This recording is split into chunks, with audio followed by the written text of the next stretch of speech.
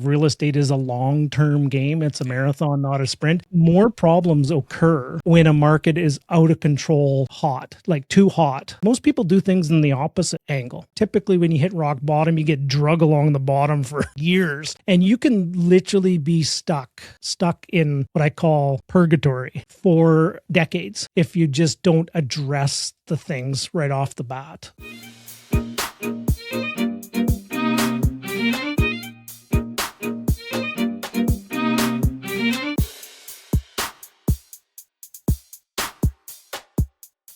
To the Truth About Real Estate Investing show. As I record this, I'm currently up north with the family. We rented an Airbnb with my family and cousins, and it's been really fun to connect. The kids are in ski camps, so they're busy with getting exercise, fresh air, and building memories. I'm recording this because my legs are toast, so I'm taking the day off. I'm too old for this stuff. At night, we have fires in the fireplace. The kids make s'mores. We make dinner together, and the kids play with all their second cousins, though the kids just call them their cousins. It's been especially fun watching my daughter, who just turned 12. She's showing those early signs of becoming a teenager, which is wonderful in that she's growing up, but she doesn't always want to participate in the kid stuff anymore. But around her cousins, she's acting like a full-on kid again. She's growing up, but it feels like too fast, but it's not super fast right now, and I'll take it. On the business side, has anyone else noticed how out of hand appliance costs have gotten? Between tariffs and inflation, they've done a number on prices. I had a washer dryer die at one of my rental properties, and I'm having to deal with it during March break. So I looked it up on Costco. I'm like that old guy on the front lawn yelling at clouds, but I'm used to paying around $1,000 to $1,200 all in for brand new washer dryer delivered, installed. Now it's over $2,000 before installation and taxes. So I'm not happy about that at all. Like nobody is. I don't think anyone's happy about inflation or tariffs. Thankfully, I called my property manager friend, who has a connection with a used appliance guy. We got everything done, delivered, installed, old appliances hauled away for just over $1,000, including taxes. Thank goodness for relationships and used appliances with a 6-month warranty. For those that don't know, I am cheap. and honestly, this is just another reminder of why my plan is to sell these Ontario properties as soon as I can.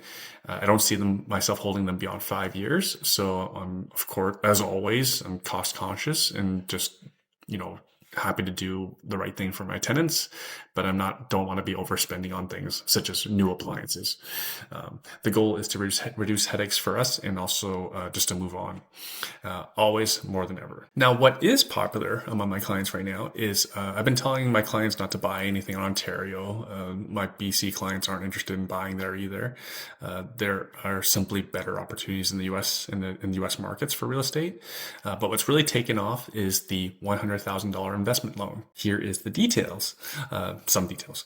There are institutional lenders out there who will lend $100,000 at 100% loan to value, meaning $0 out of your pocket. That $100,000 gets deployed into investment funds that I'm an insurance advisor, so my license includes these ability to access these funds for my clients. This is a full service that we do for our clients.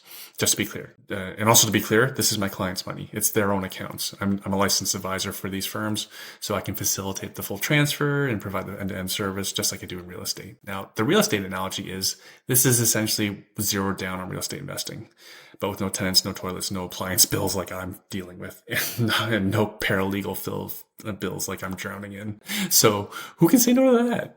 Especially when today's variable rate interest rates are... So the prime rate right now at the lenders is 4.45, and the interest rate on these 100K loans is prime plus 0.75.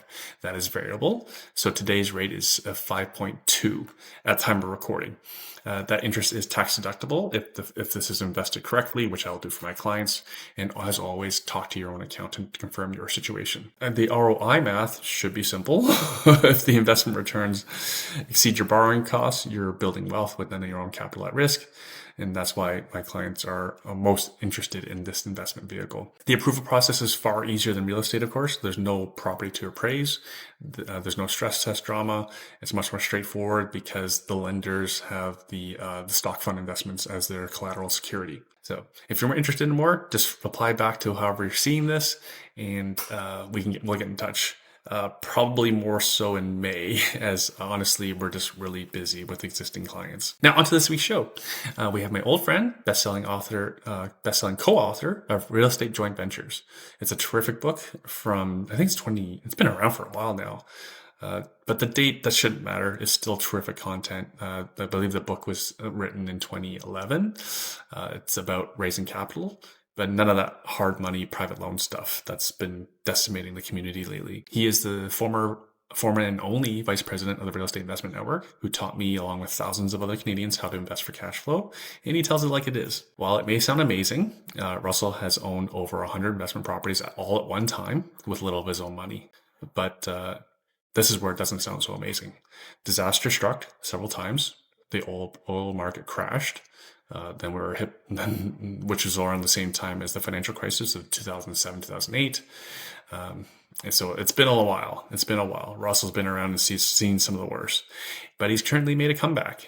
For those who've listened to Russell on the show before, he's made a comeback in developing and building multifamily properties in Edmonton, Alberta, using the CMHC MLI Select program. He builds them, by the dozen. He's been doing this longer and more successfully than most.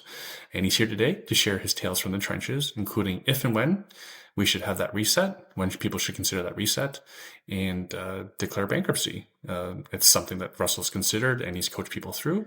It's sadly a common topic today, and what he thinks the everyday investor should be investing in today, including if there's any opportunity left still in Edmonton, Alberta. This is a raw and real episode, as always, on the Truth About Real Estate Investing show, because we're always looking to bring you the best repeatable strategies that are out there. And honestly, the picking is slim in Canada. To follow Russell Westcott, he's everywhere on social media. Just search Russell Westcott. But his website's likely the best to track him down. RussellWestcott.com. RussellWestcott.com. Yes, he does coach real estate investing, and he's one of the very, very small number of coaches in Canada that I recommend. I basically count them all on one hand. Unless less than my one hand is how many real estate coaches I recommend. So please enjoy the show. Russell, welcome to the Truth About Real Estate Investing. This is your, I don't even know, fifth time? You're up there for the lead for most revisits. Most. Oh well, I'm honored. Your 17 guests are in. I feel sorry for them. I think it's maybe been 4 or 5, maybe. I'm not sure, actually. It seems like it's every 3 or 4 years we kind of do this. You've been doing it for so long, my brother. No, it's not. It's not the gaps between you being on it that far. Like you are still, like, for example, the friend that I introduced to you, need no introduction.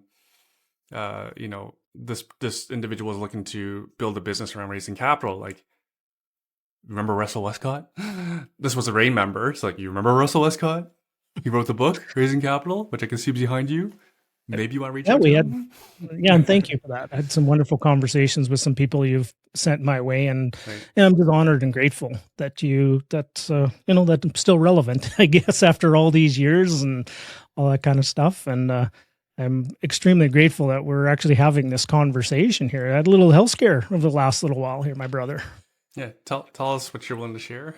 Well, we were trying to line this up for a couple of weeks. Didn't work for you one, and then for me, I had to cancel because I wasn't quite feeling up to par, and it was just the old health is without your health, there's not too much going on, and our body can be just kind of a fragile ecosystem with a lot of things. So, the really short answer with this.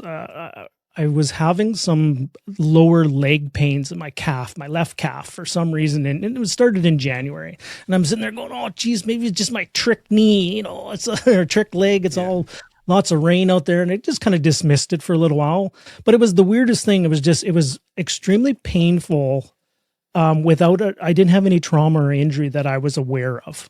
And worked it out, did some exercises and got some massage work done and stuff. It started making it feel a little bit better. And then lo and behold, a couple of weeks go by after that and started coming back again. But then I started developing a little bit of trouble breathing, respiratory. I was having a little bit of wheezing and then couldn't go up and down the stairs. And I was just out of breath a lot. And so I thought I was, like a chest cold. Like it's that time of year where we get the flu and we get the cold and stuff like that. And, or maybe it was even bordering on pneumonia or something.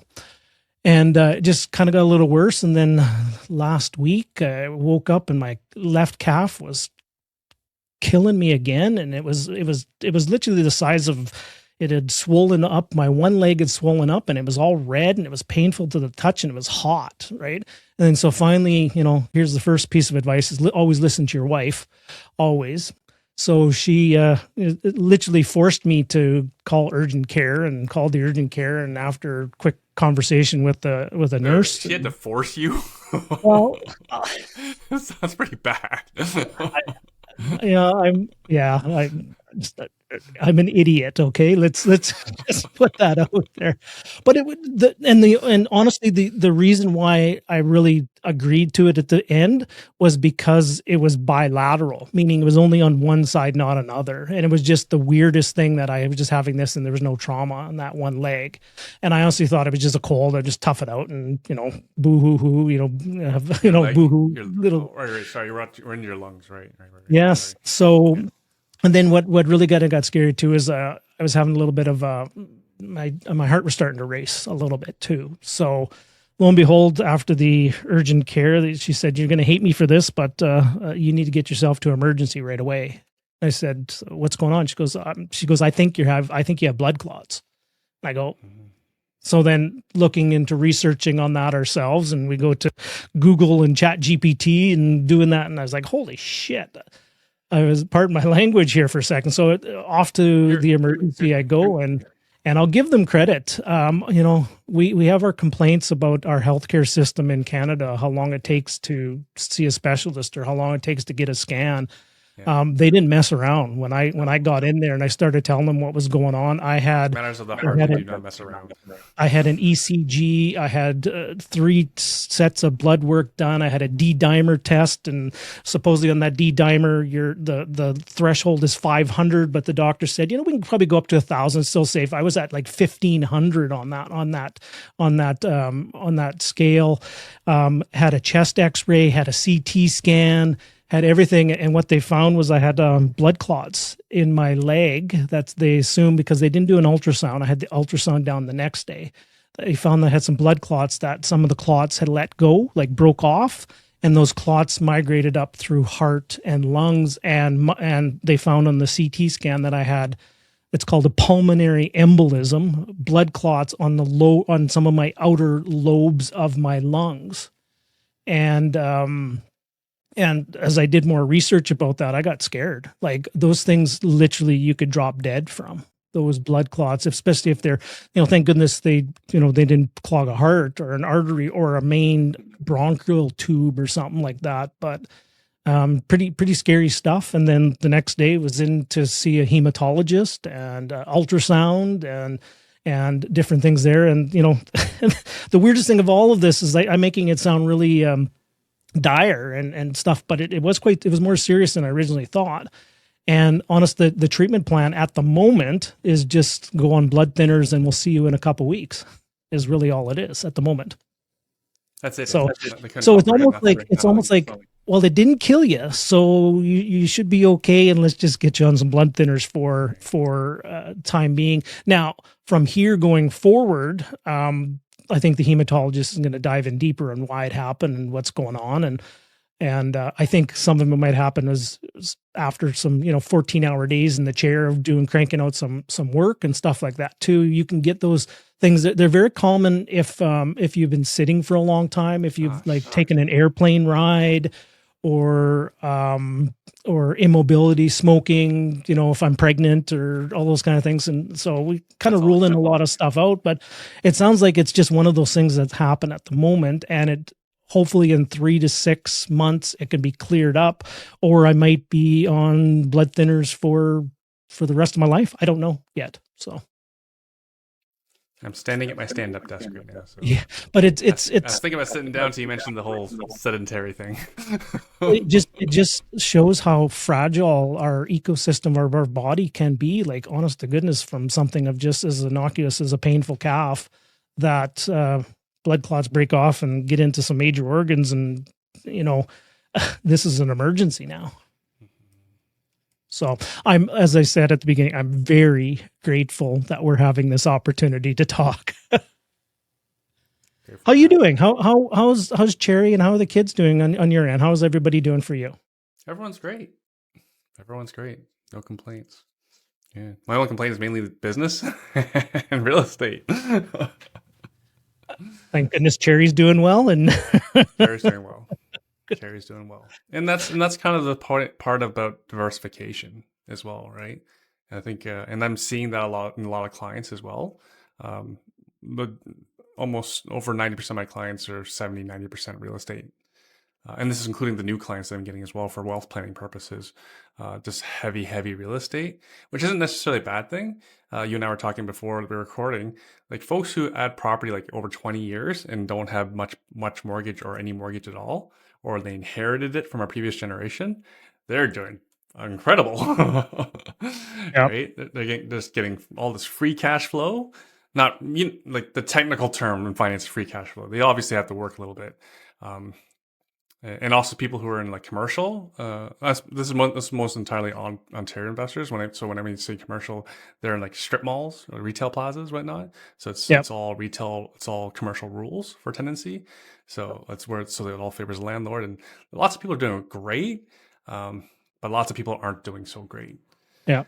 So you're mean to tell me that all those things that people have taught over the years of real estate is a long-term game. It's a marathon, not a sprint. You mean to tell me that actually holds true, right?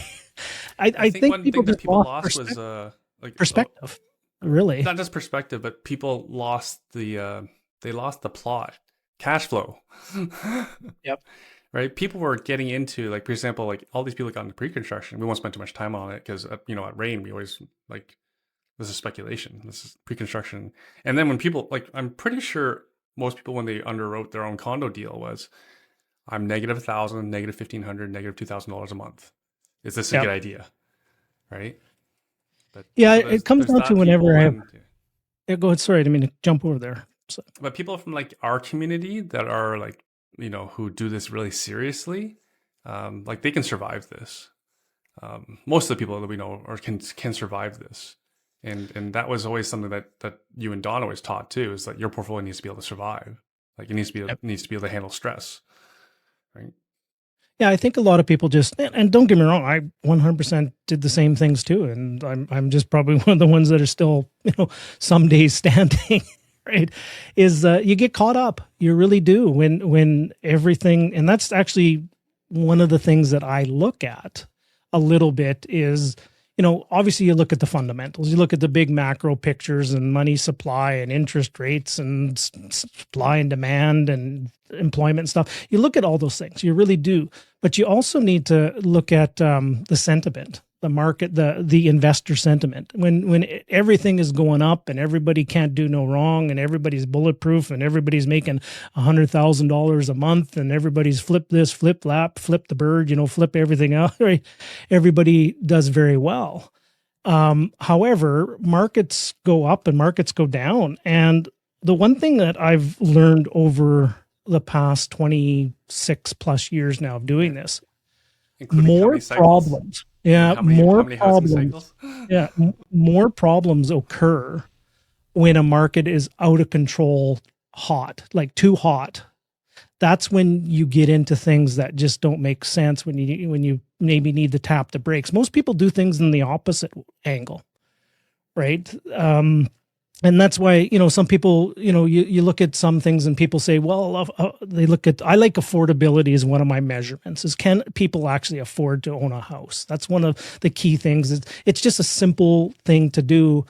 And most people get upset when a market gets affordable. Like, for example, in Alberta, and I've just as one example, this could be an Eastern Canada example as well. Plus it could be an Ontario example too, because the housing affordability is starting to improve.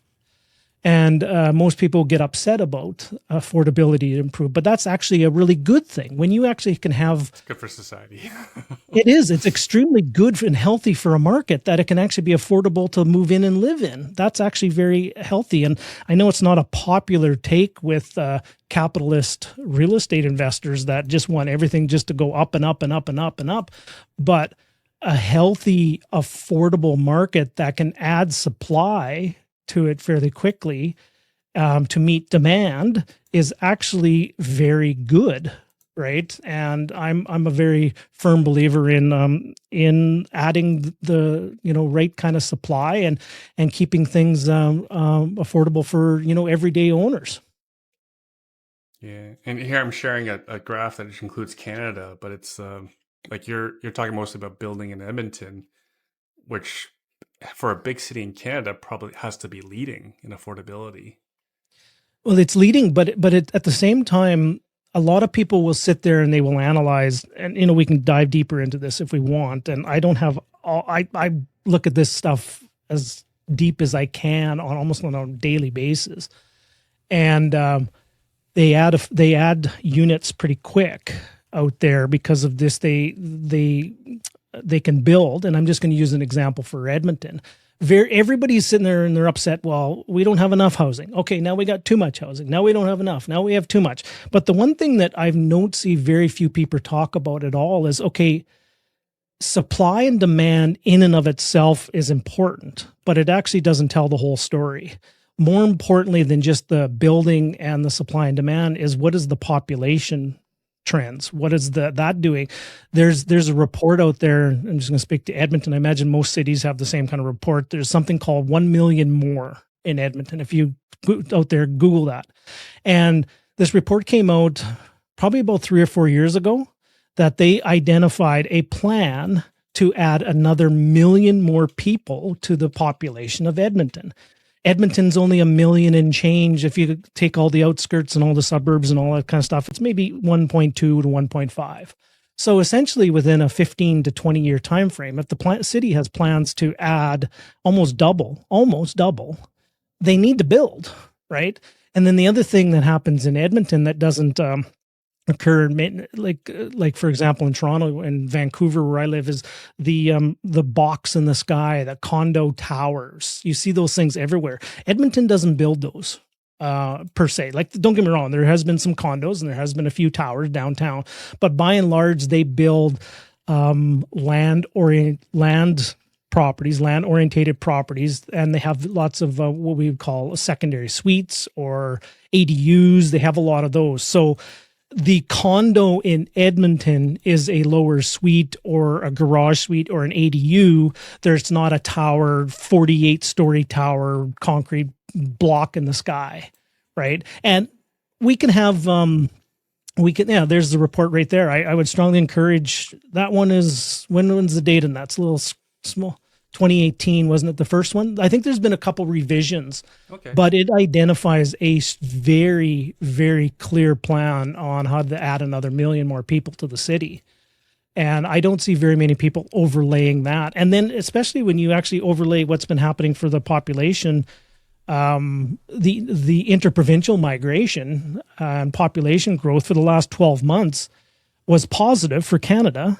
And if you actually factor out Alberta, it was extremely negative. Like the rest of Canada was extremely negative on the migration and the people moving in, with the exception of Alberta. And I think Alberta was 63,000 or something like that people moving in. So you have to weigh those things over top of the supply and demand, right? Yeah, I can't speak for BC, but Ontario, it got a little bit nuts the last few years before the tap was turned off. Yeah, and let me just I'm going to just do a real quick story here for when you talked about the condos and investors and a lot of savvy people, like a lot of sharp investors. Sometimes you just get caught up in things. And here's just a telltale signal that I see a little bit, and I'll just give an example. So here's a story. This is about Kelowna, British Columbia. Beautiful. Kelowna is one of the nicest places. The Okanagan Valley is one of the nicest places in Canada. They were building some condo towers down there, and then all of a sudden these condo towers are they're selling in the $800,000 range, million, 1.2, and then all of a sudden a whole bunch of people started sitting there and go, well, you can short-term rental these and Airbnb them, and you could charge $8,000 a month. And all of a sudden now those things went up to 1.2 million. So very sharp people were sitting there going, "Oh, geez, look, I can rent this for $8,000 a month, and but it's 1.2 million for a box in the sky." And they go, "Oh, well, I can rent it for 8,000." Then all of a sudden, rule changes and the rug got completely pulled on it, and they no longer can short-term rent them. So there's an entire block of investors that are sitting there with a property at best on a monthly rental basis can probably maybe get 4,300, maybe 45 if you were to rent it.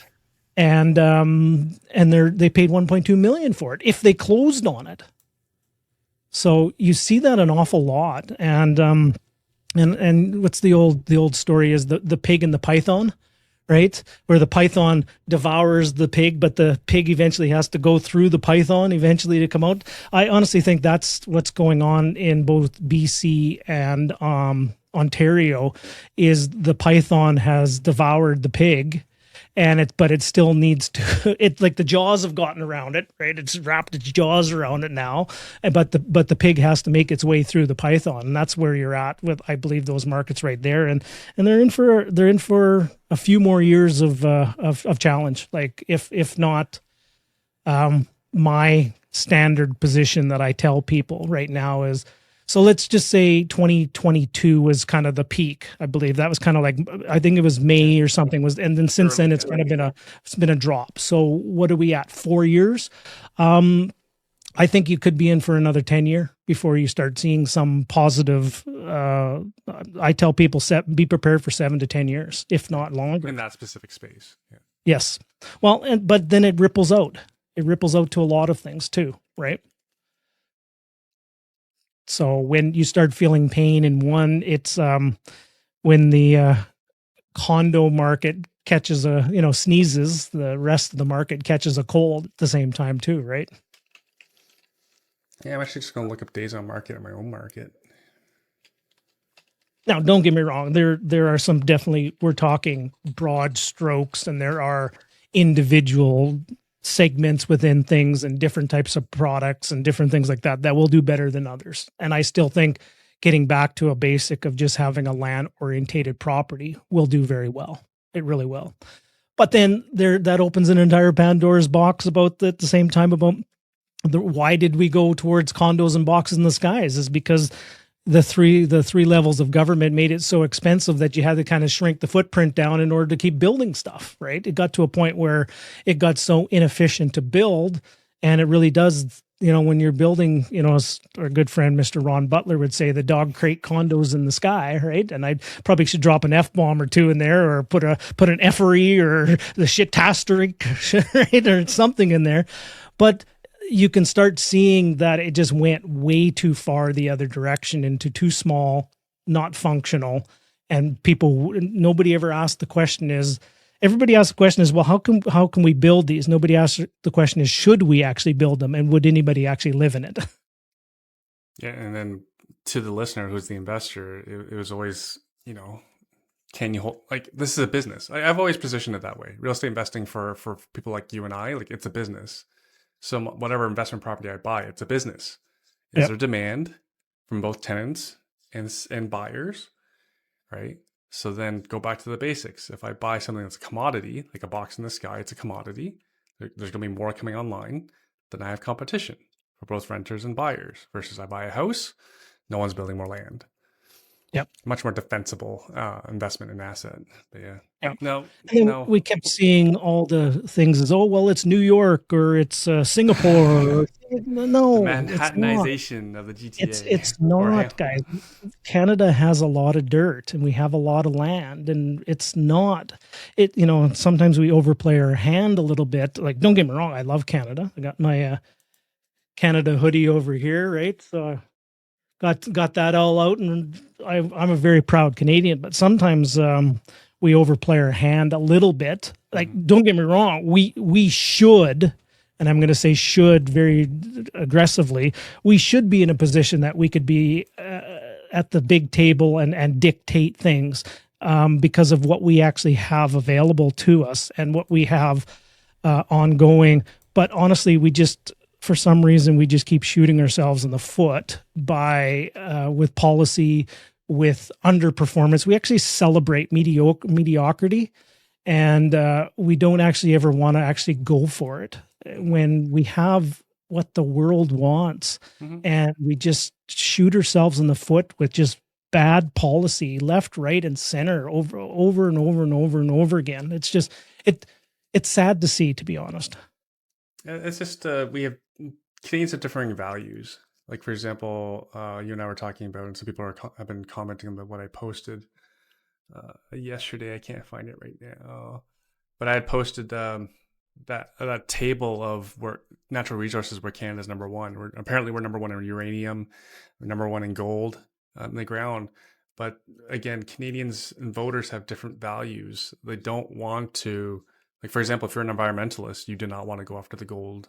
Gold is horrible. Extracting gold from the environment is horrible for the environment. I imagine uranium extraction is probably not pretty either.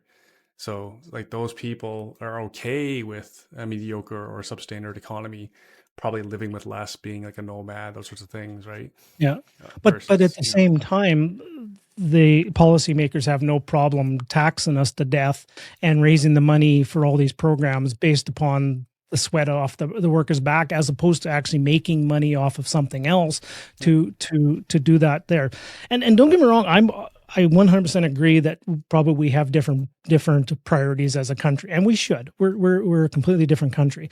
But even it breaks my heart to just see how ineffective we are on things that make sense. And I'll give an example. I might get the numbers wrong, but I think directionally I'm correct here.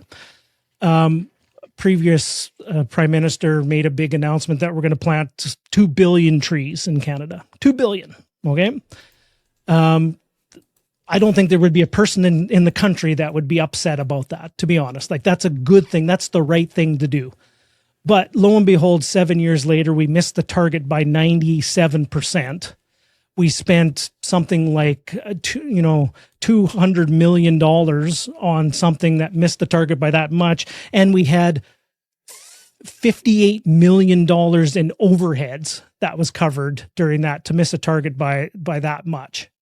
Like seriously, like, that is a good thing to do, but we just are so ineffective on execution and getting it done. Yeah. I actually wonder, I'm a bit of a pessimist. I wonder how much of it's corruption. Well, we can go down that road. I think there's a lot of it, and probably more than we know, right? And but at the same time, is I think that's above our pay grade a little bit. But what do we do here as real estate investors sitting there looking to build our own pensions out? As entrepreneurs, or maybe people that are under pensioned on something else. And what do we do for the future within our own thing? That's where we have to take our, take the bull by the horn a little bit and try to make it work for ourselves. So what do people do? That's kind of the $1 million question at the moment, my friend. Exactly why I invited you on the show.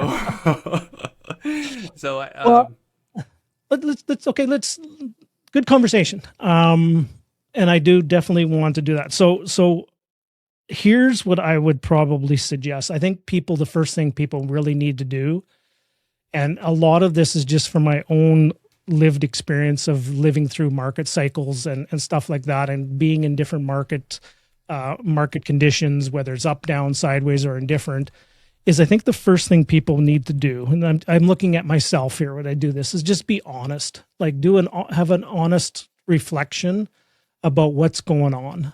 And I'm a very optimistic person by nature, extremely optimistic to a point that it's almost a fault. What's the old Stoic philosophy is sometimes when you have a strength taken to an extreme, it becomes actually a fault. It becomes a defect. That I'm an extremely optimistic person, that I will always see the positive on this. What is the opportunity? What can I be done? But at the same time, don't sugarcoat something if it's not working, and don't deflect from something, from having a tough conversation and making changes and doing some things. And don't gloss over things and say, everything is wonderful, I will figure it out, and get the old ego involved and stuff like that. And just take an honest reflection on what is going on out there with what your portfolio is with it, with your work situation, with business situation. And then from there, have some tough conversations and have some tough decisions to make as well. Before recording, I share with you, for example, I think, yeah, I don't know. I'll spit it out. I got some friends in the construction business, and the downturn was bad to them, and so they shut down their businesses. But they had already had the next business ready to go. They already had the next corporation ready to go to restart the business. So basically, they're just saying goodbye to those contracts that they had that they didn't want. Maybe there's some staff as well they didn't want. Roll up the business, basically essentially declare bankruptcy, start the new business, start anew, right? And I've even heard some of the clients are perfectly fine with that because it was no failure on the business operator. It's just business turned, and that's just business for that industry.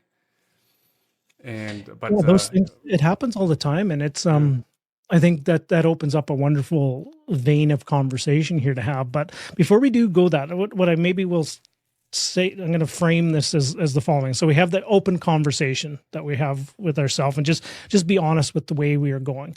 Then from there, everybody goes, okay, that I've been honest. I see that I'm having troubles, or it's good, or been honest. It's the answer and the solutions are on a spectrum. They really would be from one end to another, and then there's solutions all along. I went straight to one. Yeah, you went to one side. No, don't. No, there's me, my fault again about looking potentially on the other side of only positive. But that very well could be the case, and that might be the right answer. But let's identify the spectrum. So on one side of the spectrum, I would say is so if say somebody bought into a property and it's breaking even or it's negative cash flow, but the values have gone down. It's not what you paid for it. It's maybe upside down $350,000 over the past 3 to 4 or 5 years. And you're sitting there going, well, what do I do about this? So on one side of the coin, you need to just either just hunker down and be prepared for that. You maybe need to hang on to that, and you maybe need to eat a bunch of craft dinner for the next and itchy band noodles like you're back in your university days. You may have to really tighten the belt for close to 7 to 10 years. And here's just a quick story that I'm going to share with you. Is a very dear friend of mine. We were having a conversation the other day, and we both went through a fairly severe market downturn in 2008 in our market, and he had bought a whole bunch of properties at the same time, and the values went down and went down and went down, but he just hunkered there down and just took over the self-management, hired out, did a lot of the work himself. Between him and his wife, they did the bookkeeping, they did all the day-to-day operations of it. And let's just say he had more, but let's just say he had 7 properties in that boat. Okay. Lo and behold, now 2026. So what is that? Almost 20 years later. Okay. Mm-hmm. He was just sharing with me that every single one of those properties, the mortgage balance is below $20,000 now on every single one of them. And the market has come back to, he can potentially sell it for what he paid for it, maybe a little bit more. So he can net out after he sells them with all expenses and costs between $170,000 to $180,000 a property. Okay. So let's just say it was 180,000 times 7. That's almost $1.3 million, right? And then if you actually take it to the extreme, if you actually calculate it, and I never like letting the tax tail wag the dog here, but bottom line is he shared with me too, he goes, that'll virtually be tax-free too, because he's selling them for virtually what he paid for them. And then once he does the adjusted cost balances down and stuff like that, his tax bill will be virtually zero on that. So just through tightening the belt, riding it all out, taking over some of the responsibility, taking ownership to it, and cashing it out when the market dictated and finally got back to where it was with a little bit of gain, he's going to walk away with, a $1.2 million net gain on that.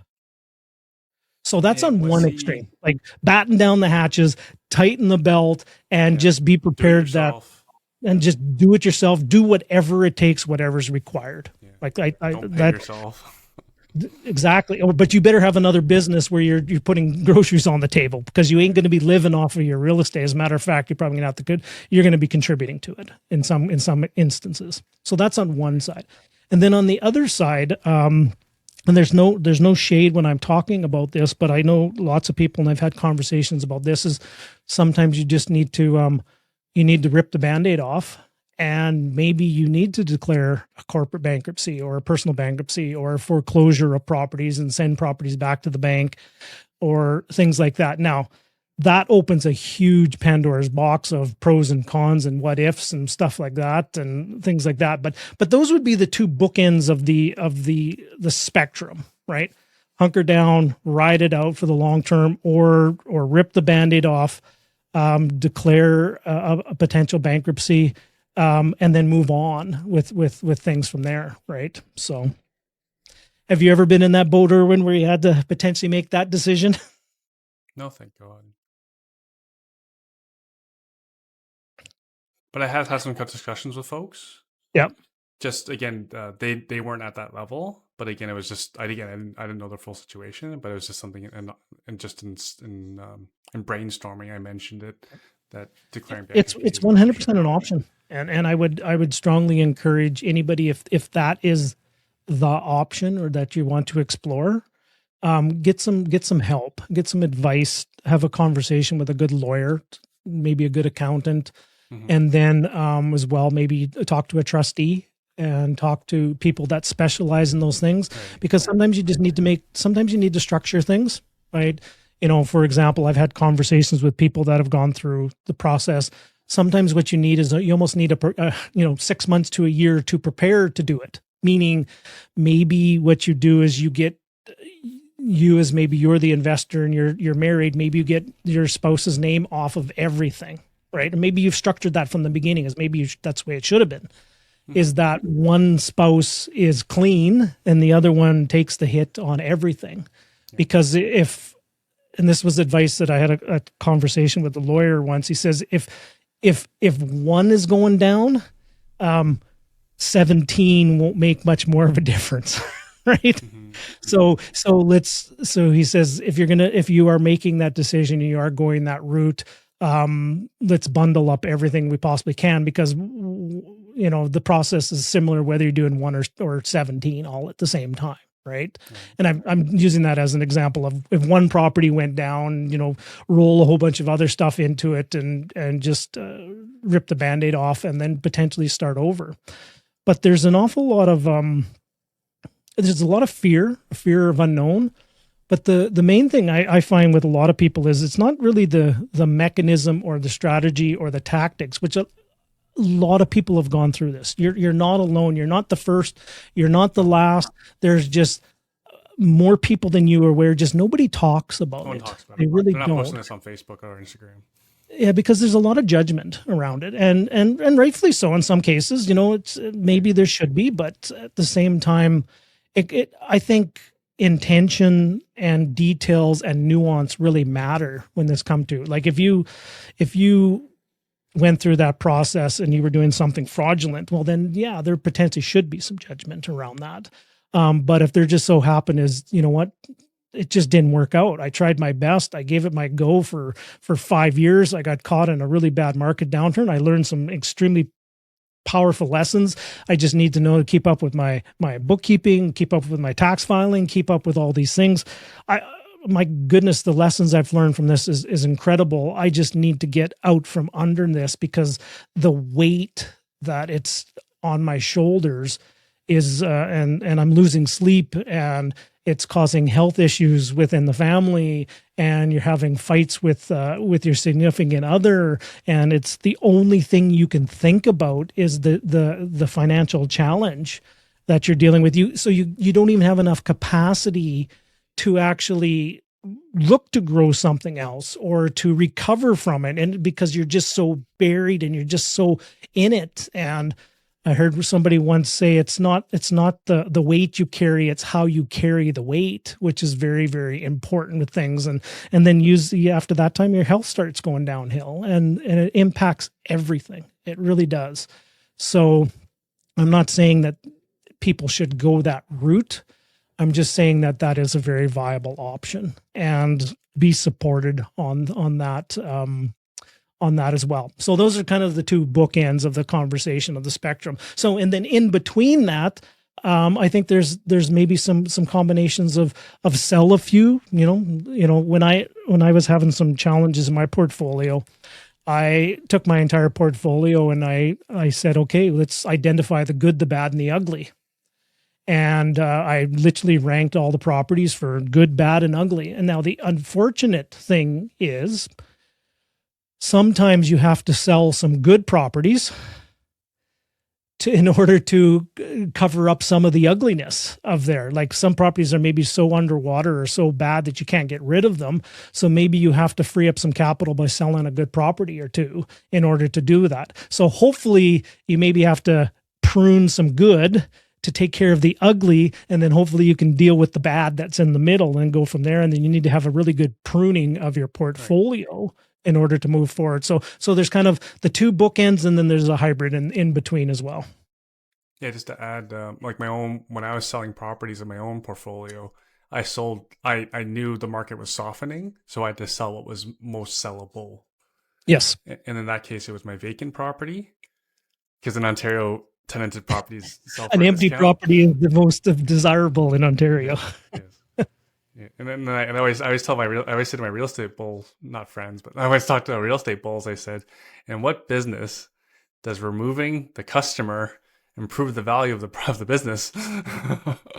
Anyways, so my vacant property and my student rentals were the most saleable, and so those were identified as those as the first to go, even though they were student rentals are doing quite well still.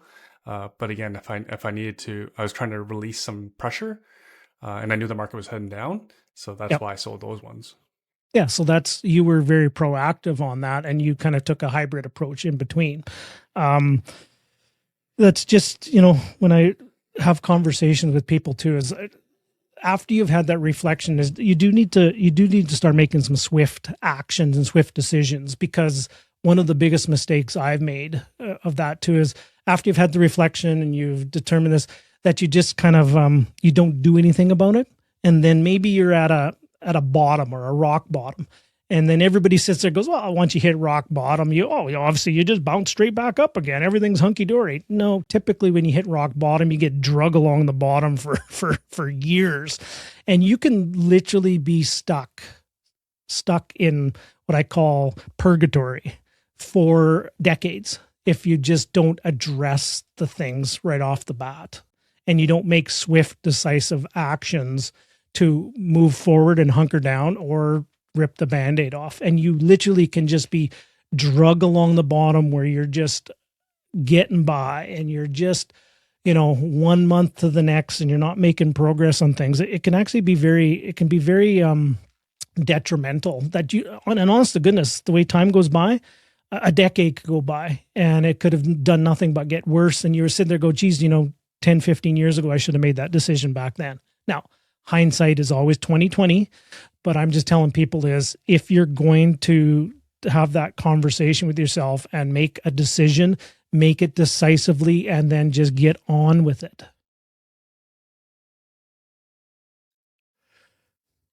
Sorry, I muted myself. Sorry, I was smiling because this popped up on my screen, which was that infographic and table that I was talking about. So let me get this right. I need to share it so I can get it right because I said it wrong earlier. Canada ranks first in uranium. I hear that's a pretty hot topic these days. Nuclear energy, potash. You're from Saskatchewan. Well, it's Russ, some people call potash though, but not potash. We can just throw that stuff out. We don't need any of that anymore, right? Well, potash is for fertilizer. Is the one thing. Don't get me started on what we do with it. We have to send it off to Middle European to Ukraine to turn potash into fertilizer to then ship it back to our farmers to put it on the fields. I'm a nutrient investor, so yeah. Number 2 in nickel, yeah, I believe we need that. 5th in gold. Gold's doing all right. And I was joking with you before we're recording, like, we didn't screw up not getting the gold. We are timing the market. We're leaving it in the ground until it's the time the market to harvest it. It's now like what? It's well over 5,000 American per ounce. So maybe the powers that be time the market perfectly. We're going to go after it now, and then we're going to get rich. Yeah. And I'll tell you that the world needs more energy than ever, with especially if the way things are going, which they're going, with Canadian AI energy. and data and things like that, you need energy to sustain all that. And then also so many people that are elevating themselves out of, third world country statuses and things like that. They need energy. They need reliable. They need source material. They need material. They need reliable things. And, as far as I can tell, you've got an electric car. I don't yet, but more vehicles and more things are being electrified, and batteries and stuff like that. Last time I checked, you need energy and you need power, and you can't really, that stuff can't travel. Like it can't go, like it can go distances, but it can't go there. I heard something the other day, somebody, maybe it was a podcast, I might be getting this wrong, but if the power, we only have about 7 or 8 minutes of stored electricity in this world, right? That if something ever happened, if grid went out on a global basis, energy would be gone, and electricity would be gone in like 8 minutes. Crazy. So I believe we need more of that, and I believe that Canada. You don't need believe. they're trying to build nuclear power facilities in the States like crazy. What do you think these things run on? Fairy dust?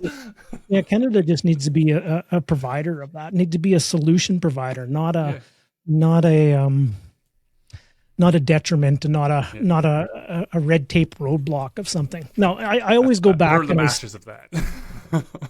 I always go back and when I take a look at certain other economies in the world as a model, like like Norway. Like honest to goodness, why can't Canada be like a Norway? To be brutally honest.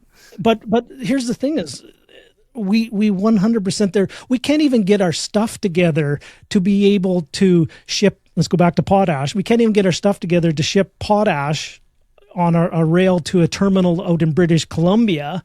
So they have to go through Washington State to put all that infrastructure and build into that and stuff like that. So we can't even trade amongst our own provinces. Like, so how do we expect to be able to do that? It's like, it's shocking. And why don't we have $1 trillion investment fund as a country that invests into world-class healthcare, invests into world-class education, that the investment from that fund pays for our social programs, and not the taxing us at, I'm going to make this number up and I'll be 100% wrong, taxing us at 62%, right?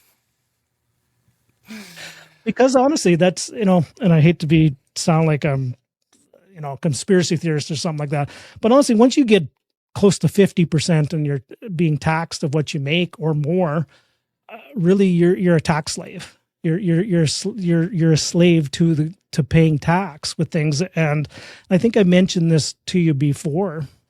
There's a wonderful book out there. I haven't read it all because it's massive. It's it's called Atlas Shrugged with Ayn Rand, and it's essentially is what happens when Atlas, who's carrying the world, is the productive person, is doing all the work. What happens when he gets tired of carrying everything and he shrugs and drops the ball on things? And I think I see that an awful lot happening at the moment with things too. Like what happens when the most ingenious and the most entrepreneurial and the most productive people just get tired of contributing and tired of shouldering the load? What happens when they stop doing it? Who's going to pay for the party?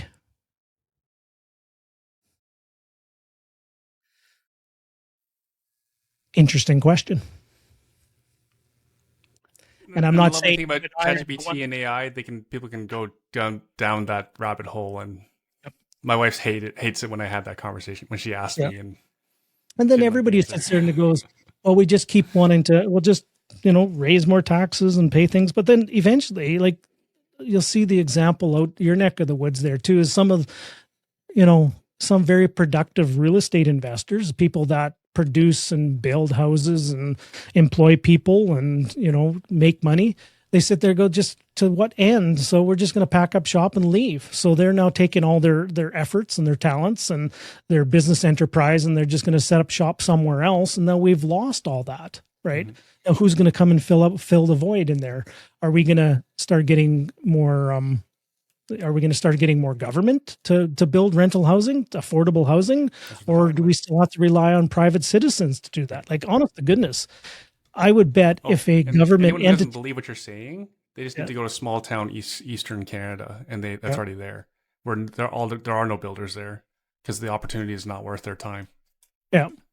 Well, or I would imagine if a government entity was making business decisions and they took a look at and I'll just use Ontario as an example, and they took a look at exactly the environment that you have to operate under there as a rental housing provider, in any good conscience, could they actually make a good sound business decision to actually want to build government assisted housing out there? No. That's why I think at some point it'll only be the massive REITs, folks who invest with heavily cash, or only people, pop investor, or only people that can go to and qualify for larger projects and have to, bend the knee to CMHC. Oh, sir, can I get a COI insurance policy, please? Isn't go begging for a COI, and that's the only way some lenders will actually go and lend on it. Is they won't lend on a normal application. They'll only lend on something that's a guaranteed certificate from the government. Now, don't get me wrong. If I was a lender, I would do the exact same thing. But talk about choking and throttling innovation and throttling investment and throttling development and throttling moving things forward, that only people will lend the capital is that they have to wait for a government body to run through all their checks and balances and put all their cost on top of things. And they make stuff up on the fly, and they sit there and they want you to be profitable, but they never consider in all the money they charge you all these fees and all these handcuffs they put on you.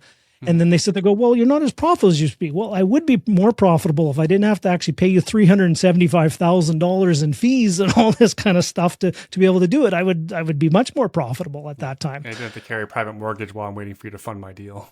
Yeah. And while I wait for you to do this, or on one Russell, hand, can you talk to what is your experience as a developer in working with CMHC?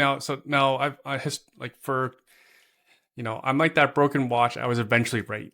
I've said many times, I'm not a fan of a investment model that relies on CMHC being the linchpin of my financing.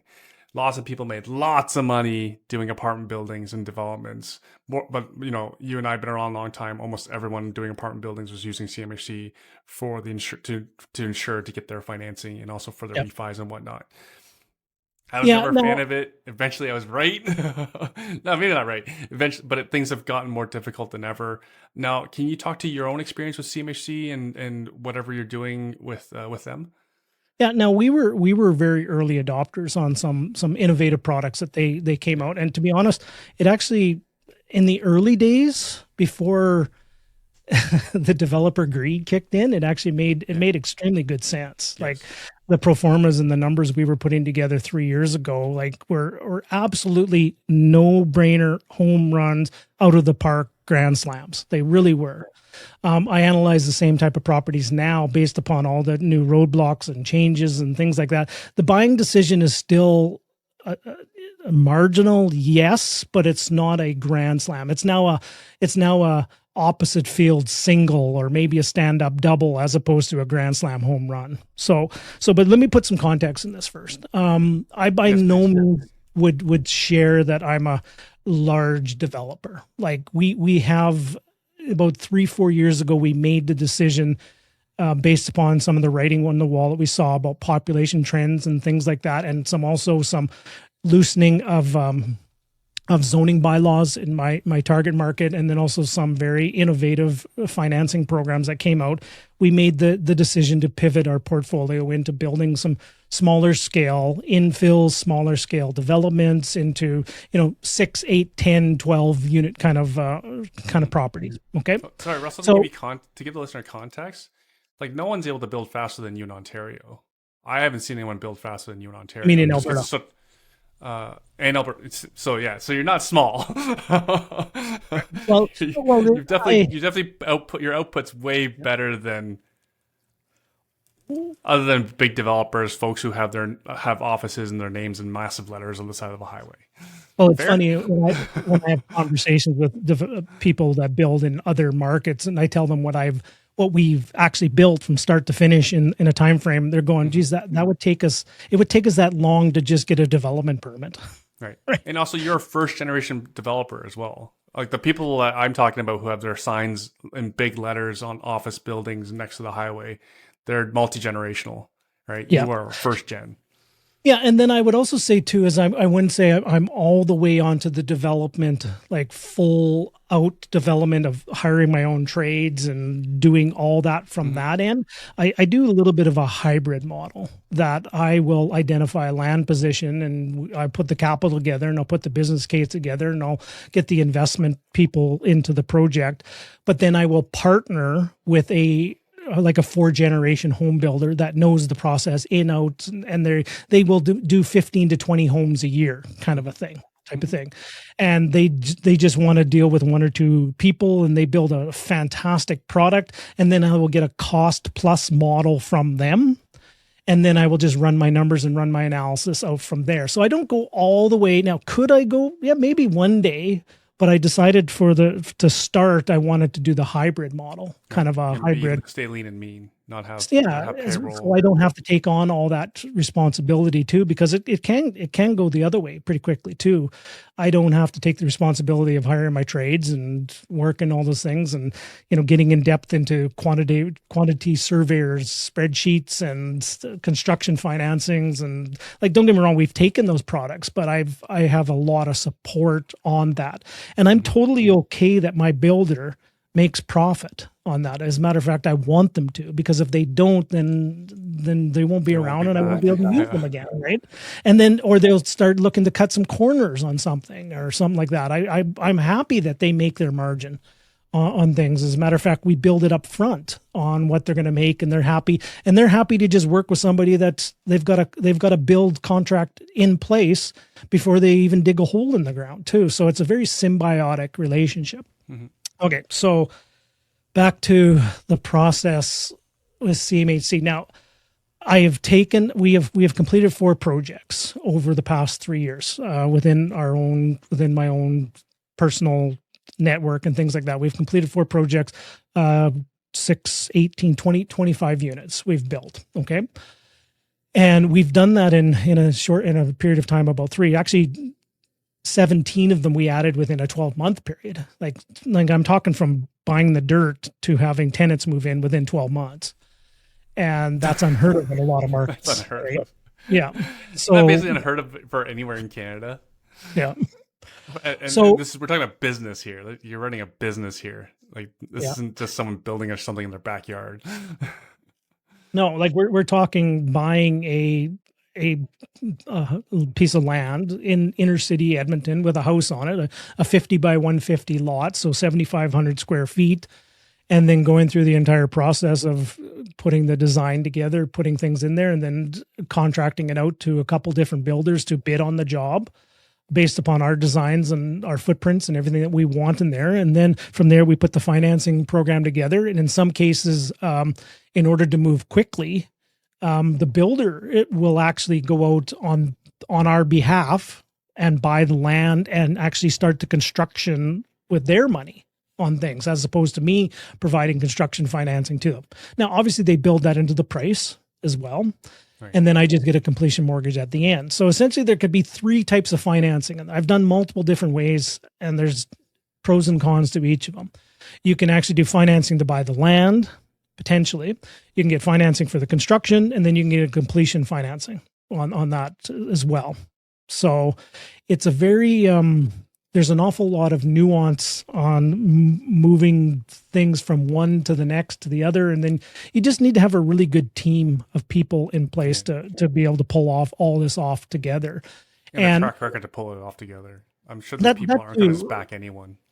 But and this is just going to be a commentary I'm going to share. And I know it's a little bit more because I'm very aware of what's going on in my marketplace, a lot more than others, and it'd be very similar there as well. Right. But in my And 26, a lot of people are flocking to your marketplace. yeah, and from all over the country. in some cases, stop. But here's the commentary I'm going to share with this: is in 26 years of doing this, I have never seen so much overhype, hyperbole, and bordering on bullshit, overzealousness by people presenting really crappy products that are really extremely overhyped. I've never seen it that bad before, ever. And then on the other side of the coin, I've also never seen so many people making commentary on things that have no idea what they're talking about, that have never put a dollar into the market, that have no idea, they've never actually stepped up and actually went through the process. Now, I don't, the people that are making those commentary on a negative side, so there's such positive bullshit and negative all at the same time. And I can totally understand why somebody would be negative if they actually just listen to the overzealousness. And I'm not going to say it's bordering on misrepresentation, in my personal opinion, on some of the stuff and some of the conversations I've had with people on things like that. It is bordering on it wouldn't be fraud. I'm not going to go that far, but it is, they are so over representing something that so many people are going to have a very bad experience with it. Now, when I first got started, what we did was we bought the land and we actually built something from the ground up. Like, we built the price of the land, all the soft costs, built it in, got the contract for the construction. We built things up, right? We built it up from the ground up pricing model. Okay. What a lot of people are doing out there now is and when we were doing it and we were getting, let's just say, for example, we were building something at 1.6 million for a 6-unit build, real life example. And we were getting appraisals that was one that closed a year ago. And sorry, just for context, would you categorize that as home run, or is that like a marginal yes or something? Well, let me finish the thread. 100% home run. We were getting appraisals on those for like 1.85, give or take. So we had a couple $100,000 of built-in equity from build cost to appraised value on a conservative pro forma number. Okay. What happened was, people were doing that. We did that 3-4 times. And I was trying not to tell too many people about that. But what got wind was the builders and the developers started getting wind of that spread. And to be brutally honest, I believe the investor who's taken the most of the risks should get that reward of that spread. So what then the builders and developers started doing is they actually started going from top down pricing as opposed to bottom up pricing, meaning they would get an appraisal done, which was just, in my opinion, from something from Fantasy Island. Like, there was no way it was going to do that. And then what they did was they appraised it at a certain level. And let's say the appraisal was 1.85, okay, or higher. Let's say it was 1.9. Then they started their pricing there and then sold it to somebody for just maybe a discount off of appraisal.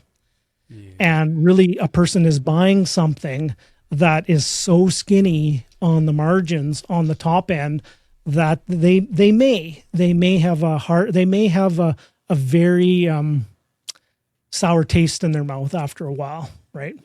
But like where we were when we were building things up and we were getting our price point, we did some strict underwriting that, let's say it was 1.6. We underwrote there based upon rents and things like that and everything, and the cash flow numbers were about $1,800 on a conservative basis for that product. And we had some built-in equity. Okay. And then if you do things with the financing, like if you do some fun things with financing and you do a construction financing, you can actually pay yourself back a project management fee. The interest reserve gets paid in advance. So there's actually some funds that you can actually distribute on that. And then at the very end, if you do it correctly, you can actually apply to get your GST back. So you build your GST price in, and you then can apply to get a GST rebate back. And in some cases, we were into it for, I always tell my investors, be prepared to be into it for 10% cash up front.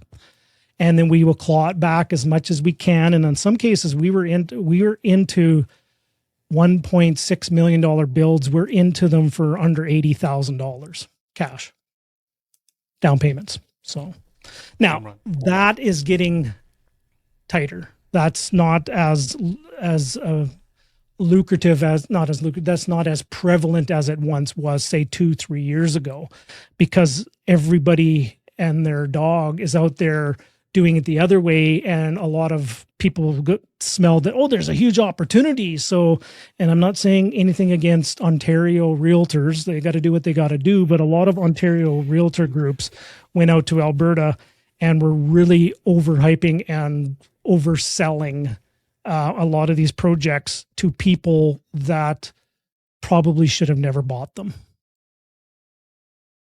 That's capitalism for you. Yes.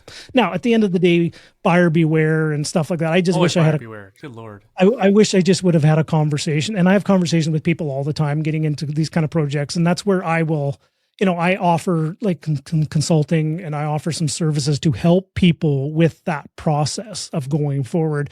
And a lot of people are very happy to pay a consultant who's gone through the process to save them a lot of those headaches.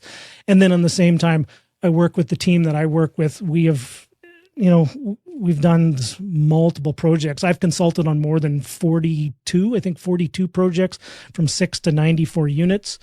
And then also the team I work with is well over that on how many they've completed to do. Like we literally have, I'm not saying perfected, but we've cut our teeth and we've got the process down pretty dialed in.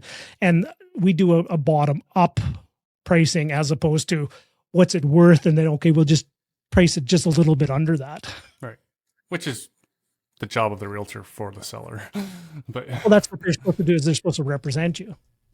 Most things I have seen the person, and I'm not trying to cast any shade about them. I give them a lot of people credit for their aggressive way they market.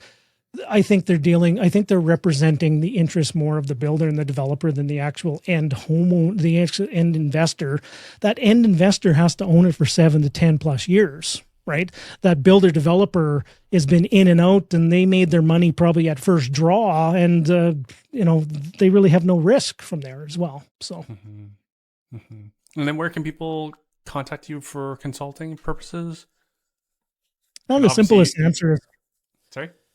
Well, the simplest answer is just my name. Just if you Google Russell Westcott, or just go onto my website, russellwestcott.com. And I think I have all my handles, and I do a podcast as well. Nothing to the quality and the depth of what Erwin does. I do a podcast that I share out a lot of stuff, and been really digging YouTube as well. I think a lot of investors are sleeping on YouTube. I think YouTube is an incredible opportunity to dive in there as well. And if you really niche down, and it's been a while since I checked this, and it was funny, I had a conversation the other day with somebody. If we did a little test, and this was a couple years ago, but I haven't checked it. But don't get me wrong, when I typed into Edmonton real estate investing, I think I had something like 4 of the top 10 videos on that going at the top of YouTube and Google on a Google search. So I need to update that a little bit. I'm just going through, it's funny, I'm going through right now, I'm just going through a redo of all my digital assets and all the CRMs and all the background. Man, has technology ever changed? I put all this stuff together originally 7 years ago or more. It was probably 7, it was 8 years ago. And we had the Band-Aid, all the stuff together. You had the Band-Aid click funnels together with an active campaign. And then you had to have your SMT SendGrid server and Twilio. And then you had to bundle that in with a teachable website for download of digital content. Then you had your WordPress site, and then you had to learn all that stuff. Things have changed so much, honest to goodness, Erwin. It's like night and day. Things have changed in light years since they originally came out 7 years ago. A lot of people have come and gone too, and you're still here. Oh, yeah, at the moment. Yeah. I was just thinking your website is out of date. There's not. I didn't see anything mentioned of a development here. Yeah, I need to. Like I said, I really, I made a commitment at the end of last year that I'm going, but And then I my own worst enemy sometimes is like, instead of just doing a little splash and dash type of thing. I sit there and I go, okay, well, let me dive into it. Oh, well, I got to redo this. And what about this platform? What about this platform? And then I'm doing a freaking rebuild from the ground up. And I'm just like, sometimes we're our own worst enemy of where we should just do a little spruce instead of doing a whole redo, if you will. So, one thing I also want to share just briefly is, for people is, sorry, Russell, just pause you there. Kelly's joining. Oh, she didn't mean to join. Sorry. Okay, no worries. Sorry. Who's Kelly? I just have a call with her. I didn't know she was joining. Oh, sorry. Do you need to go, my friend? No, it's all good. Okay. I can call her after. No, I just want to share that, just talking about the conversation we had earlier about, sometimes if you're up against something and things can feel a little bit heavy and the weight gets a little bit unbearable and you just need somebody to talk to, maybe somebody who's been through that. Don't be like me or guys that don't be afraid to ask for help. Yeah. That is one of the hardest things sometimes you do is, and I'm guilty of this terribly, is sometimes when something's not going right, I feel that I should shoulder the load all on my own and I should take care of everything myself. And I don't want to be a burden on anybody else. Right.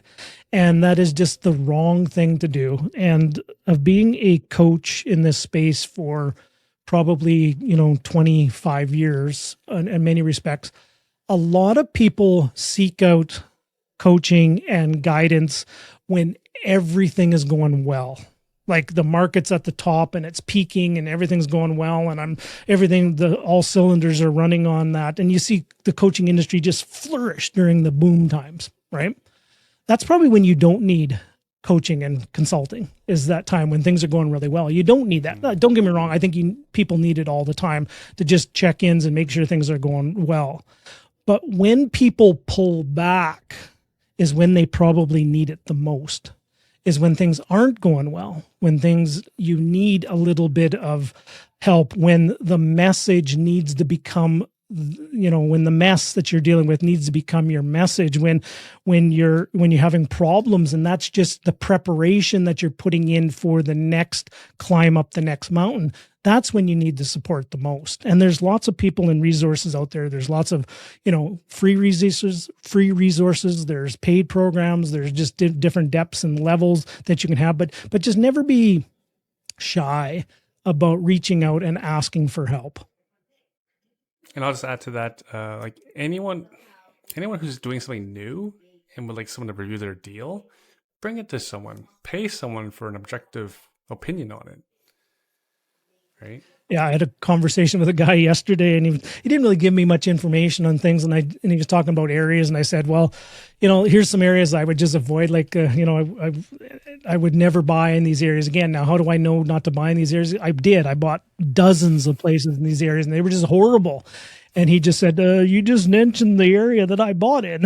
Yeah, I go, well, I'm telling you, I hope you do well. I did not do well in those areas, but I learned some very painful lessons and I pivoted out into doing different things. Now, you could very well do much better than I did, and I hope you do, but I've heard this on some of these areas. I've heard it for 25 years that they're going to improve. As a matter of fact, I think in 25 years, they've gotten worse. Could they just hire you as a coach and have you sign an NDA and then show you the deal? Potentially. Yep.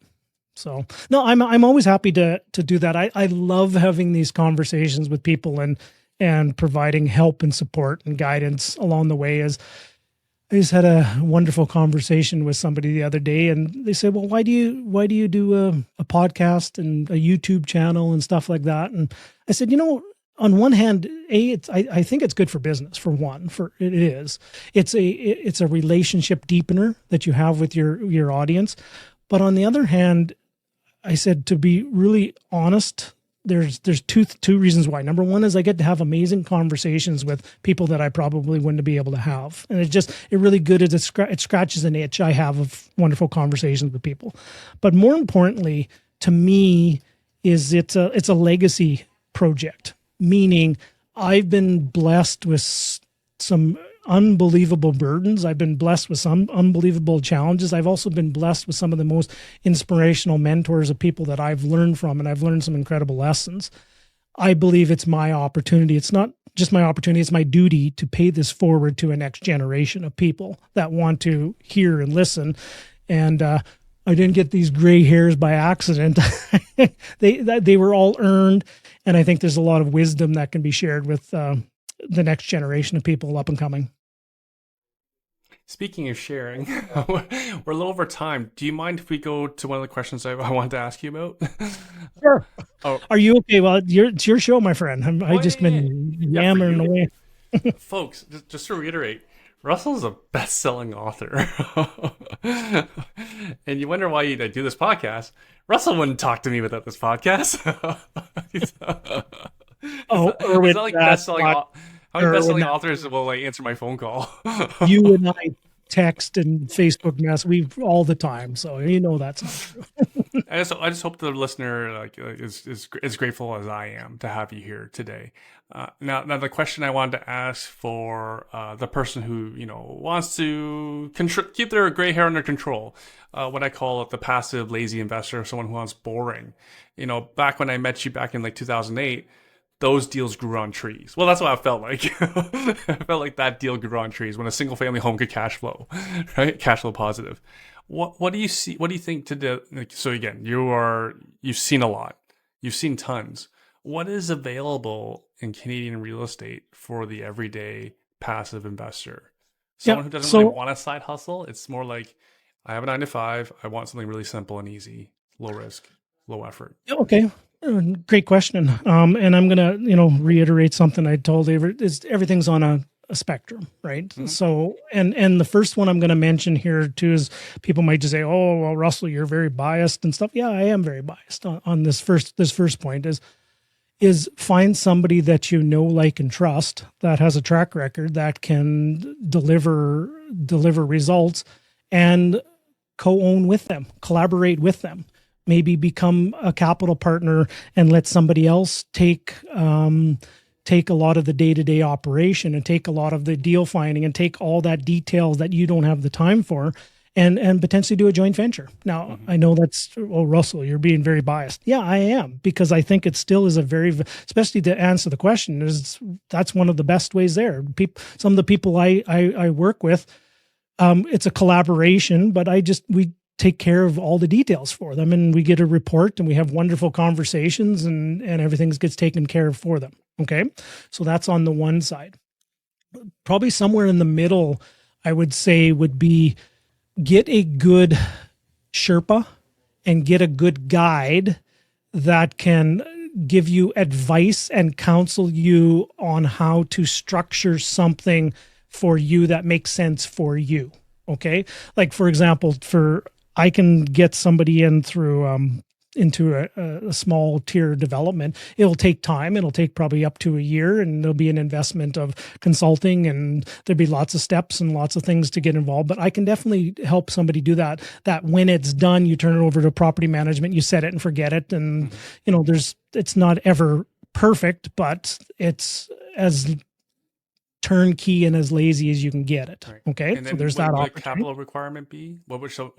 I usually tell people typically they have to, it's about 10% of the asset valuation, give or take. So I usually tell people is be prepared for a starting point of about a couple $100,000, like typically between $200,000 to $250,000 as a starting point. And then we try to optimize that. It's like, I treat it like a game. Like I personally take offense if it's over that money, and we try to claw capital back to try to get into it for next to nothing. Really, that's actually what I almost get a kick out of that, to try to get it for as little as possible.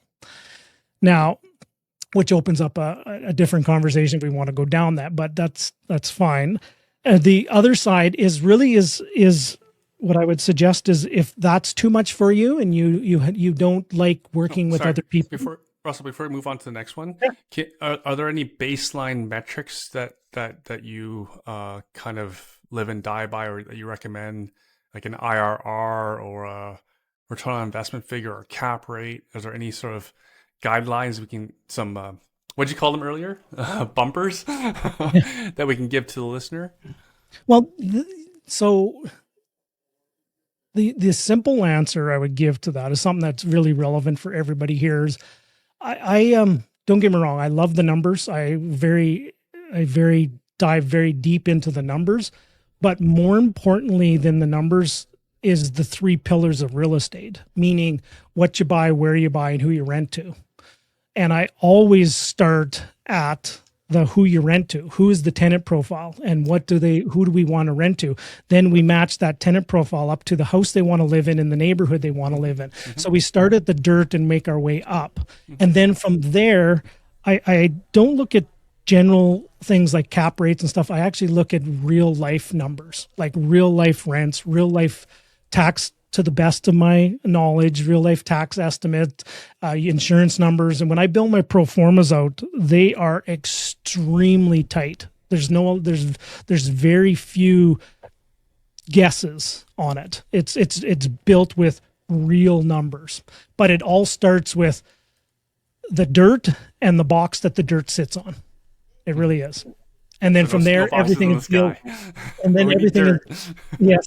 And then everything after that is really deal dependent. Okay. So then on the far side, then on the other thing for a lazy investor potentially is find something that maybe like a side by side or a semi, or even a nice little townhouse that has some land, a little bit of things there that maybe has a manageable condo fee on it. Just understand that the numbers will be fairly tight on that, meaning cash flow, stuff like that. And then just buy it and turn it over to a good property manager, somebody who you can trust and they know what they're doing. And then just review it on a monthly basis and pick up a few of those and just seriously just wait. I know everybody wants the quick and the fast car and the shiny and stuff like that. Nothing beats set it, buy it, and just wait for the market. So those will be kind of the three. Partner with somebody, get somebody who knows what they're doing to guide you and Sherpa you up that mountain to help you do that, or just go and pick something vanilla, if you will, and just a fairly plain Jane townhouse or side by side semi or something like that. Like one of my best friends, he just swears by getting side by side duplexes, and he just loves them. And he would say he has tenants that stay in there for 7 to 10 years at a time, and they don't, just put it this way, they don't spit off cash flow at all. As a matter of fact, they hold their own. But lo and behold, after 7 to 10 years, you've got a good chunk of it paid down, and you've had a very low intensive ownership experience because you've had a good tenant profile and a good property. And for geography, we're still talking about Edmonton, or I was talking about Edmonton, or find a market in Canada that that's making sense to invest in. And right. And here's the analogy I use now. You know this pretty well, though. You've already done your research on the markets that do pretty well. Just spit it out. I analyze anyone besides Edmonton. I analyze properties across the country, and yes. My advice when somebody shows me something out in Ontario at the moment is, oh God, it's getting better. It's not there yet. It's close. It's getting closer. It's better than it was. It's better than it was 4 years ago. But it's not there yet. And just be mindful that you might be catching a falling knife for a few more years. Now, I will 100% tell people when the signals it's caught traction and it's going to go up again, now's the time, right? Maybe divest out of another market and get back into Ontario. But in my personal opinion, no. And then the analogy I use, and this may sound very dramatic, but this is the analogy I use at the moment. And I'm very biased. Obviously, I'm a homer for Alberta, even though I don't live there, but I invest there. I believe, this is my personal belief, is that Alberta feels like a lifeboat on the Titanic at the moment because of what's actually happening there for economic fundamentals, for people moving in. The people are going there for jobs, all those kind of things. It really, to me, is the one of the only places to invest at the moment. Now, I've seen some reports on Quebec is starting to come around, and Quebec cities and places like that. And I've seen some things interesting about Atlantic Canada. I'm also very bullish. When I say Alberta, I usually lump Saskatchewan into that as well. I think there's those two are, two peas in a pod, if you will. But as far as British Columbia and Ontario at this moment, still way too early for me. And the tenants having the majority of the rights doesn't bother you in Ontario and BC and Quebec, or just do the strategies that the tenants don't have all the rights. No, I always just for if I ever want to get a little drama in my life, I always go follow what's her name, Kayla Andre.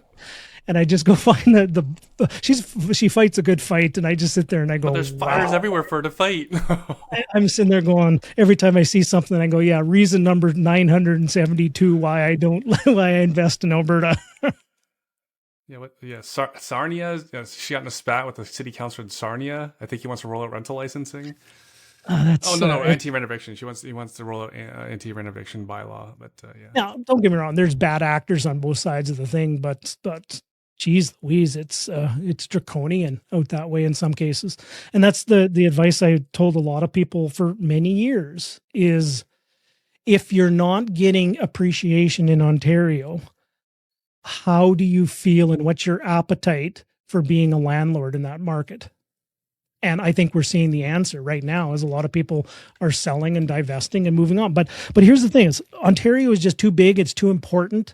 And sorry for, giving you guys more of an ego complex out there, but it's just too big and too important to Canada not to stay down forever. And when it's coming back, it's going to come back fairly ferocious, because if you actually take an extrapolation out into nothing's being built out there too, like there could very well go from oversupply, right, to an way over demand and undersupply. It could actually flip that way too. You just never know. But you do need to see some traction. There just needs to be some underlying economic conditions that just make sense to do it.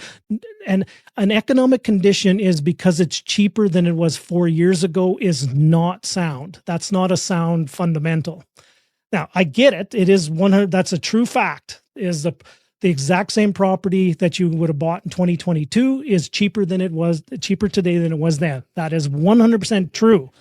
But that's not a fundamental, right? That is some noise and a signal. And to me, it means it's on the watch list. It's not a gangbuster go all in list to me. Yeah, it's tough. This game is, it's the best game in town. I really do. I really, truly love it. And some days it's like, I have no more hair follicles to pull out anymore, but some days it's like you just roll up in a ball and you just sit there and cry for mama. And then some days it's just like you have one of these wonderful conversations with a good friend and get to share some insights and, chew the fat, if you will. And I always, this is just something for you, Erwin, is every time I've ever had a chance to have a conversation with you, just about spilling my water here, I'm getting emotional. Every time we've had a chance to have a conversation, I've always walked away feeling a better person for it. And it just from a standpoint of how you show up and how you come across and how you always have the needs of the people in your best interest. And you care. And I just wanted to just acknowledge that, because I think in this day and age of everything is devices, honest to goodness, we could talk about peanut butter and everybody would be upset about it. Somebody would be upset, somebody would be happy, that everything's divisive. I just think we need a little bit more collaboration and a little more coming together. We have our differences and we have respectful differences on things.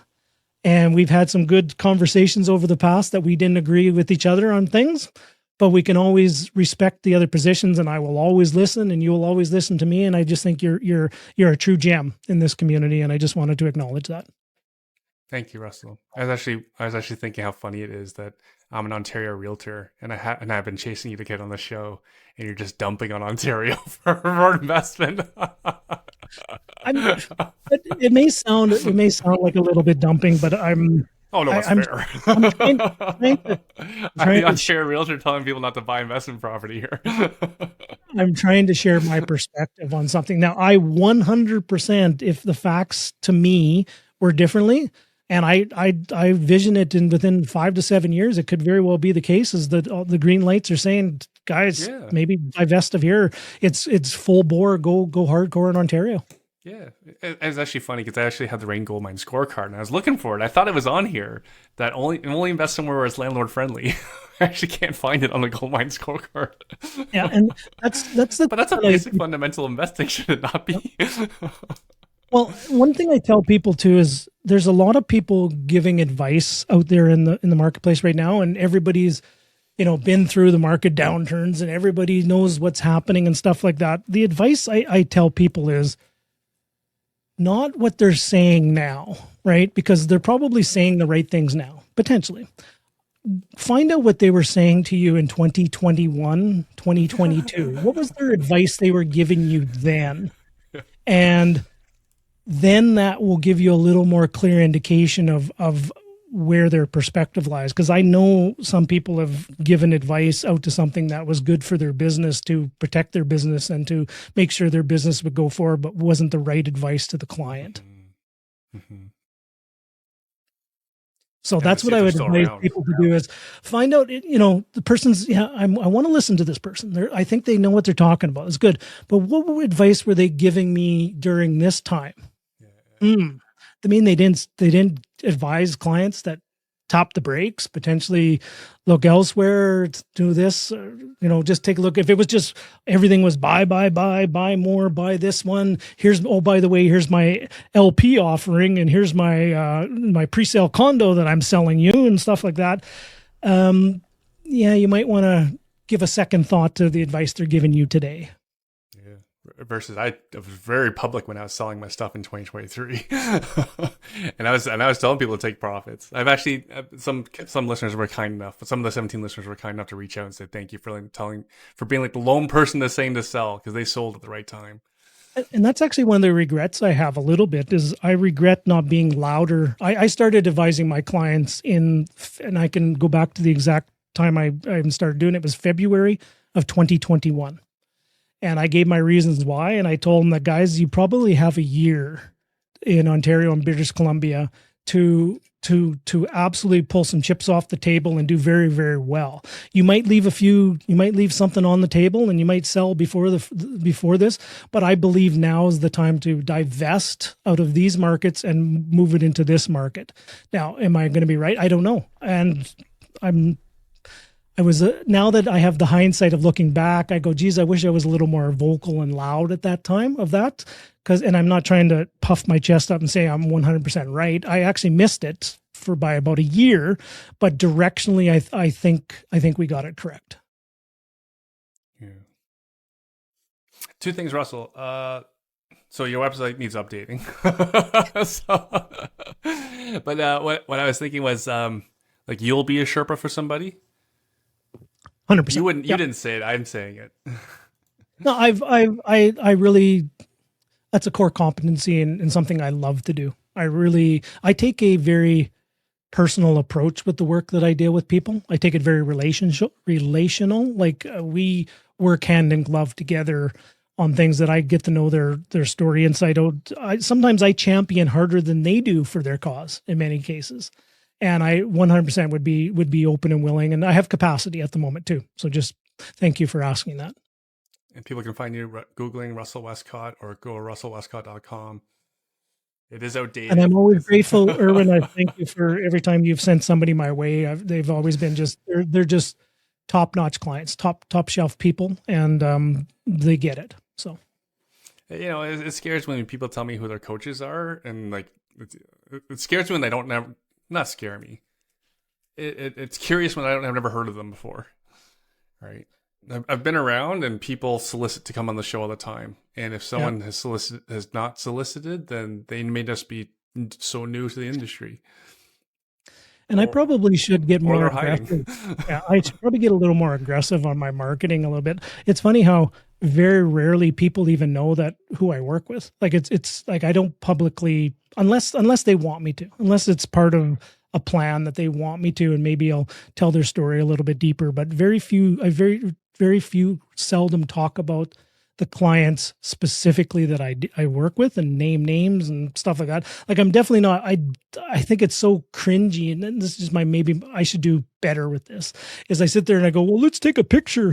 Watch this person in the future. I'm coaching them. It's just, I don't know. It's just not my style. My style is to help people, and I get a bigger kick out of helping them and watching their goals be achieved than I actually do of some of my own sometimes. That's actually one of my goals, is to help more people. Mm-hmm. And that's part of what I do. It's part of my metric of life, is how many people have I helped.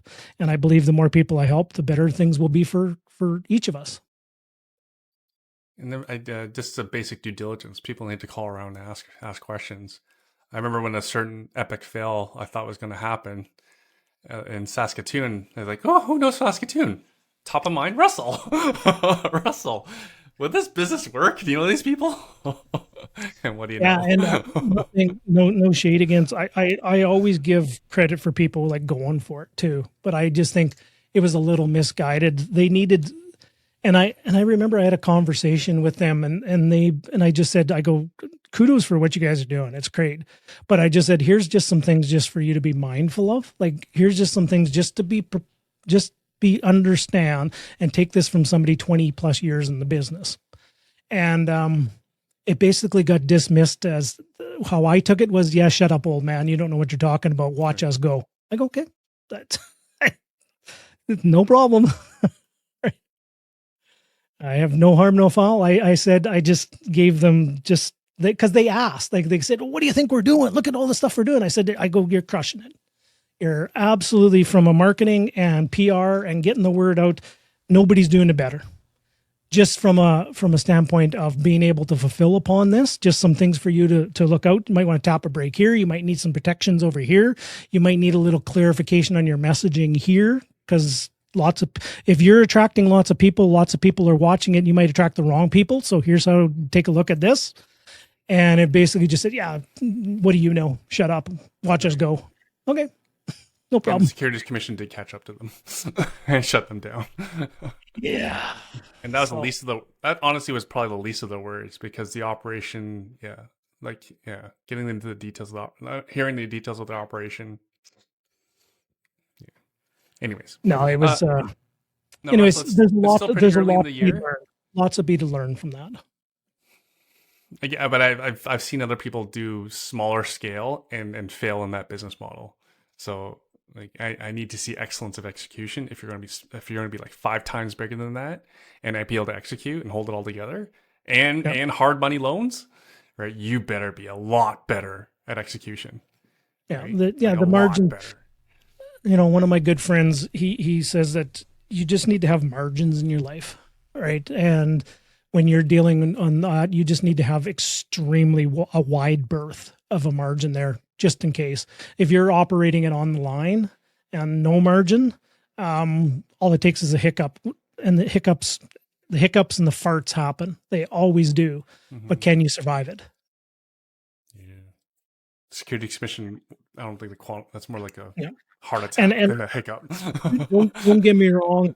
A lot of I'm not here to say I'm perfect in any way, shape, or the matter, is the majority of my lessons and things that I talk about have come from doing it and making the mistake and failing it. And, and sometimes you need to take accountability to it. And sometimes you hide from it and bury your head in the sand from it. And I'm not saying I'm perfect in any way, shape, or the matter. Just I've managed to survive it a little longer than most.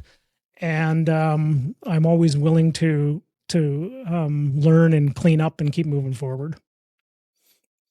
Russell, way over time. I want to thank you for being so generous with your time. Any final thoughts for the listener you want to share? No, it's just, I think we've said it all, to be honest. But I do want to just reiterate one point is, your journey is the journey. Okay. Honor the process that you're on. And if things are going gangbusters and you're being honest with it and things are going fantastic, let the floodgates open. Like all aboard, woo, woo, all aboard. Let's go hardcore. Go. What's the term? Ham, I guess. Right. That's go ham. And just do it. Okay. But if you're on the other side of that spectrum that we talked about earlier, where things are not, and you've been honest and you had the reflection and things are just not going right and they're going in the wrong direction, it's not a sign of that you failed. It's not a sign of weakness. It's not a sign that you're doing anything wrong and you got the big red X on your name.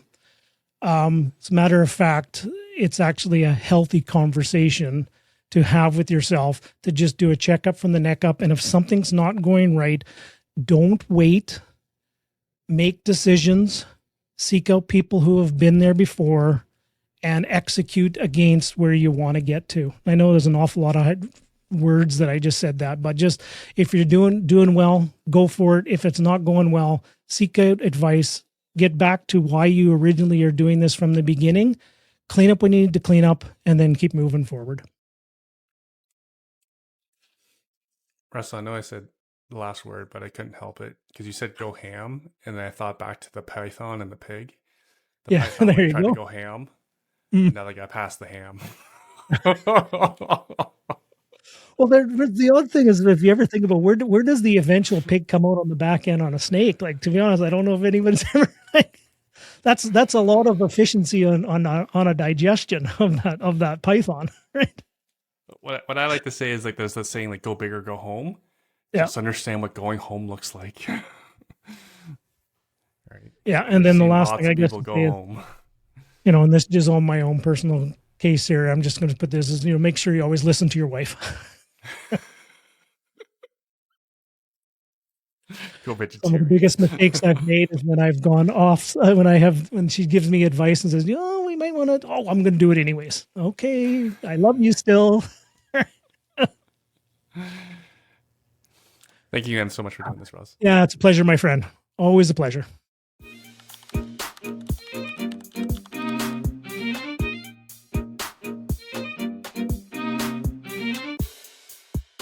All right, friends, that wraps up another episode of the Truth About Real Estate Investing show for Canadians.